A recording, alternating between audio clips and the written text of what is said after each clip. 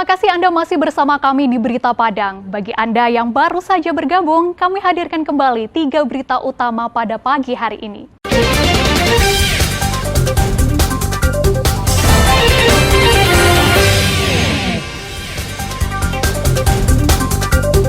Usai dilanda banjir, kini Pantai Padang kebanjiran sampah.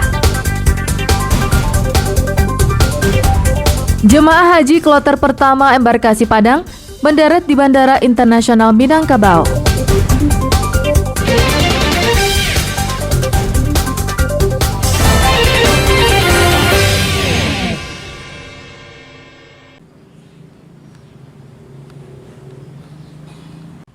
Suasana haru terlihat saat ketiga tersangka bertemu orang tuanya di kantor Kejaksaan Negeri Darmasraya Selasa pagi.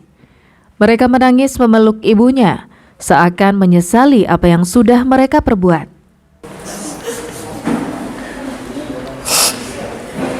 Ketiga laki-laki yang masih berusia remaja ini menjadi tersangka karena dituduh melakukan pemukulan.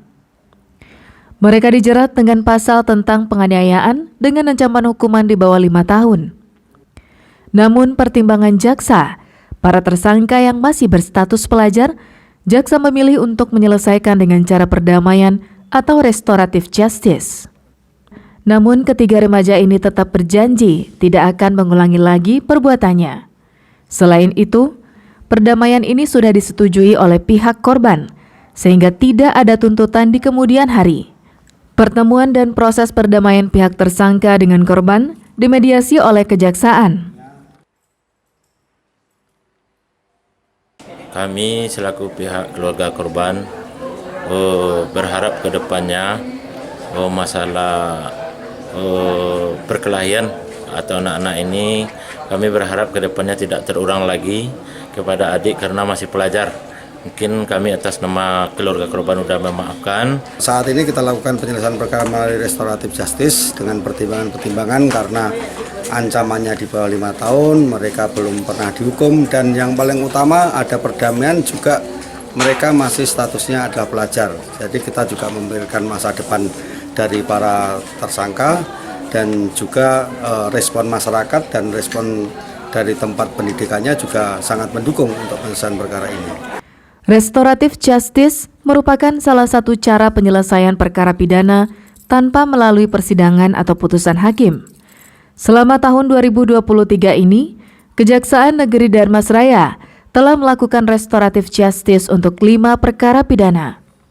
Eko Pangestu melaporkan dari Darmasraya.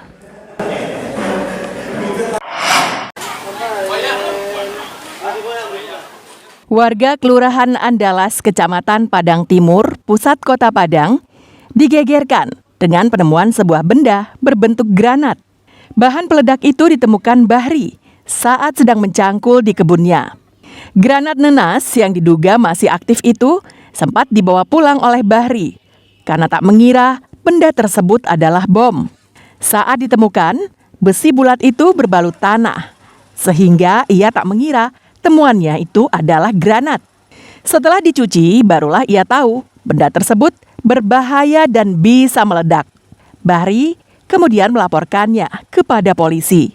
Atas laporan itu, tim penjinak bom Polda Sumbar mendatangi lokasi dan mengamankan granat tersebut. Sewaktu itu dia lagi mencangkul. Pertama beliau tidak tahu bahwa itu granat, makanya dibawa dari TKP ke depan rumah beliau. Setelah karena granatnya udah berkarat, udah bercampur tanah, kemudian dibersihkan, nah, dilihatlah seperti nenas. Nah, beliau karena sering nonton film Rambo, dia teringat, ini granat nenas ini granat nih. Dugaan sementara, granat tersebut diperkirakan peninggalan masa peperangan dulu. Usai dievakuasi, tim J-Bom meledakkan bom tersebut di area persawahan. Alfi melaporkan dari Padang.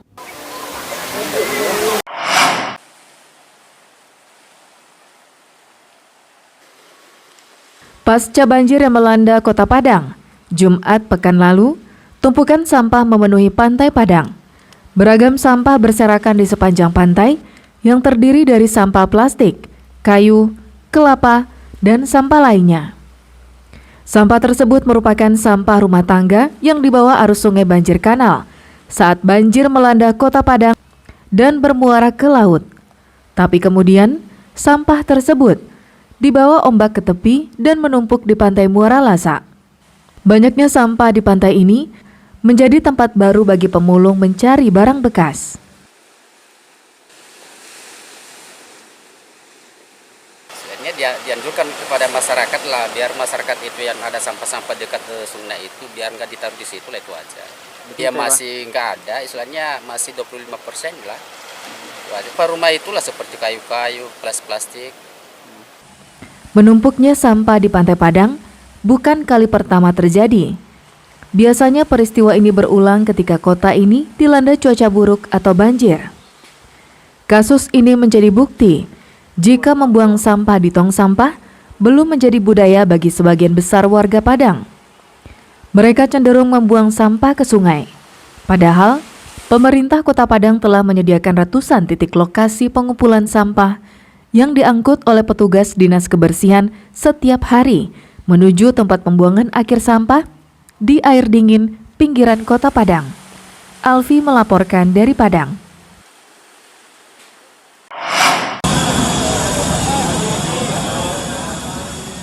Jemaah haji asal Sumatera Barat yang tergabung dalam kloter pertama, Senin pagi mendarat di Bandara Internasional Minangkabau.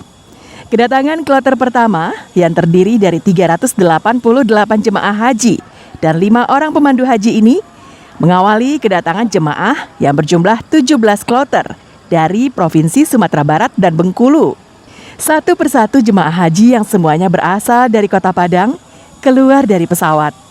Mereka terbang dari Jeddah, Arab Saudi ke Indonesia setelah menempuh perjalanan selama 8 jam menggunakan pesawat Garuda Indonesia. Dari 6.444 orang jemaah haji embarkasi Padang, 28 jemaah dilaporkan meninggal dunia saat penyelenggaraan ibadah haji. Selain itu, masih ada beberapa jemaah yang masih dirawat di rumah sakit di Arab Saudi. Data terakhir itu ada 28 orang. 28 orang yang pada umumnya itu memang dari lansia umur di atas 70 tahun. Ya, tetapi masalah wafat ini juga masalah ajal. Artinya banyak juga lansia tapi tidak wafat kan. Karena itu sudah panggilan Allah, mari kita ikhlaskan, insya Allah mereka mendapatkan haji yang mabrur. Embarkasi Padang memberangkatkan 6.644 jemaah haji dengan 17 kloter.